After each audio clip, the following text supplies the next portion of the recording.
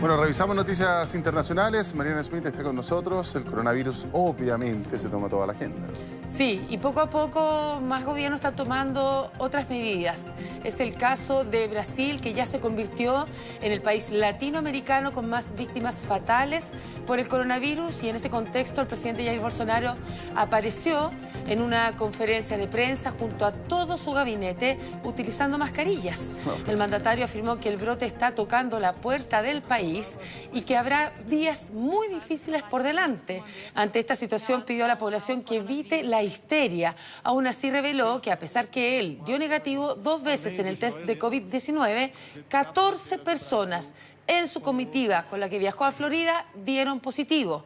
En medio de fuertes críticas sobre su gestión, prometió medidas de emergencia y fortalecer la economía. Envió un proyecto al Congreso para declarar la situación de calamidad pública hasta el 31 de diciembre próximo. La norma permite flexibilizar los gastos del Estado Nacional. Su gestión ha sido duramente cuestionada, por eso miles de brasileños protestaron con cacerolazos desde sus balcones pidiendo la destitución del mandatario.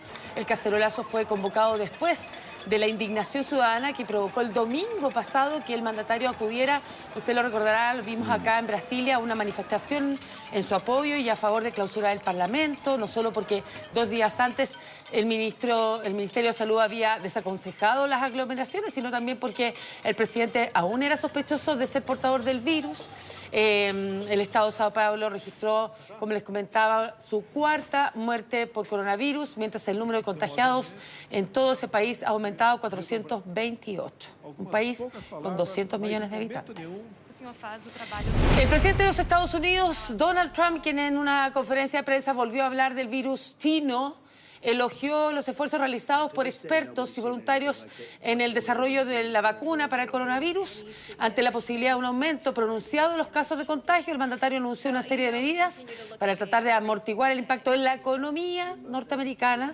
Se trata de un plan de $1 trillón que comprende el aplazamiento del pago de impuestos, por ejemplo, la asistencia a sectores especialmente afectados como las aerolíneas, dicen que varias van a quebrar, los hoteles y la entrega de efectivo a los ciudadanos. Mientras la Armada de ese país ya va a enviar a Nueva York un buque hospital para aumentar así la capacidad de tratar enfermos de coronavirus en ese estado, donde en las últimas 24 horas se han confirmado más de 1000 nuevos casos. Y a nivel internacional suspendió el servicio de otorgamiento de visas en todo el mundo. Los invito ahora a ir a Europa porque el rey de España realizó anoche un mensaje televisado al país para pedir unidad y solidaridad y, en definitiva, trasladar confianza en la capacidad de la sociedad española para superar esta crisis sanitaria que dijo es sin precedentes. El monarca afirmó que este virus no los vencerá en momentos en que las cifras son preocupantes. El COVID-19 ya mató a 623 personas y contagió a casi 14.000 españoles. Se trató de un discurso muy esperado y que se pronunció 4 días después que el gobierno decretara el estado de alarma. Felipe VI agradeció la tarea de los profesionales sanitarios, señalando que son la vanguardia de España en la lucha contra esta enfermedad. Por eso, después de sus palabras, nuevamente decenas de españoles salieron a sus balcones, como usted ve, a aplaudir para agradecer la labor de los médicos que tratan a los miles de afectados por esta pandemia. Italia, el país europeo más golpeado por el COVID-19, sigue haciendo esfuerzos para poder frenar la pandemia. De hecho, el primer ministro anunció que el confinamiento se va a prolongar en el país hasta el 3 de abril para evitar más contagios. En un día murieron 475 personas, la peor jornada registrada en un país desde el inicio de esta epidemia. En Francia, las autoridades también son las autoridades sanitarias las que han recomendado también prolongar este confinamiento. De hecho, ver las calles de París llamativo, completamente desoladas. Es una buena señal que se estén cumpliendo estas medidas. Pero una pésima señal lo que hicieron el fin de semana pasado con las elecciones municipales. Exactamente, por horroroso. lo tanto hubo una alta abstención y eso significó también que Emmanuel Macron, el presidente, dijera que este fin de semana, que venía la segunda vuelta, se suspendiera.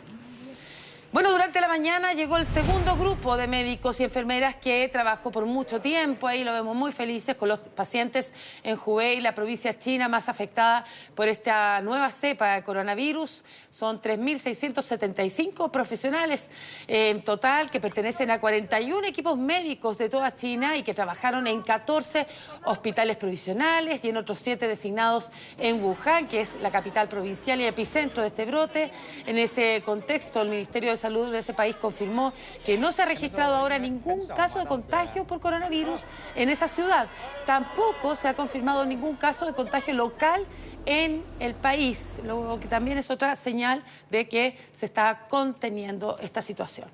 Y ahí hay imágenes, miren, cómo muestran los rostros de estos médicos. Proyectan a los edificios de los médicos, el equipo sanitario, enfermeras, auxiliares, asistentes. Muy bien. Exactamente. Ojalá que sea cierto. Confiemos, obvio, Sí, confiemos. es verdad. Pasemos a revisar imágenes satelitales y fotografías de distintas partes del mundo en los que se ve el antes también y el después de este brote respecto a la presencia de personas y de vehículos en las calles. Por ejemplo, tenemos imágenes de la Meca en Arabia Saudita, la plaza de Tiananmen en Pekín, el aeropuerto de Nayaf en Irak, la Torre Eiffel en París. Aquí lo que estábamos viendo son imágenes reales del antes y el después respecto a Singapur. Claro. Es un lugar muy transitado y posteriormente íbamos a ver las fotografías de este antes y después que les decía, también del hospital de Wuhan, ahí en China, que es el epicentro. Hay imágenes también del canal de Venecia, Disney World en Orlando, en fin. Y ahí estamos viendo la Meca, por ejemplo. La Meca. Los viernes, sobre todo donde hay mayor cantidad de gente, pero ahí vemos los contrastes de lo que significa que estén respetando estas cuarentenas y haya menos personas y vehículos en las calles. Y después vamos a hacer el contraste de la Alameda y acá en Chile, los distintos puntos también. Después.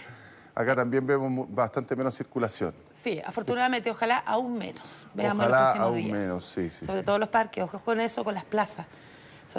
Hay muchas familias que van aún con los niños y no se puede. No, si uno los ve, uno pasa en época recreacional. Y están ahí con los niños jugando. Tienen que quedarse en casa, entiéndanlo. El virus está en los fierros, en los columpios está el virus. Por favor, la gente que se guarde en la casita. Es fome, pero hay que hacerlo. Marian, un millón de gracias. Muy bien, chao. Buenos chao. días.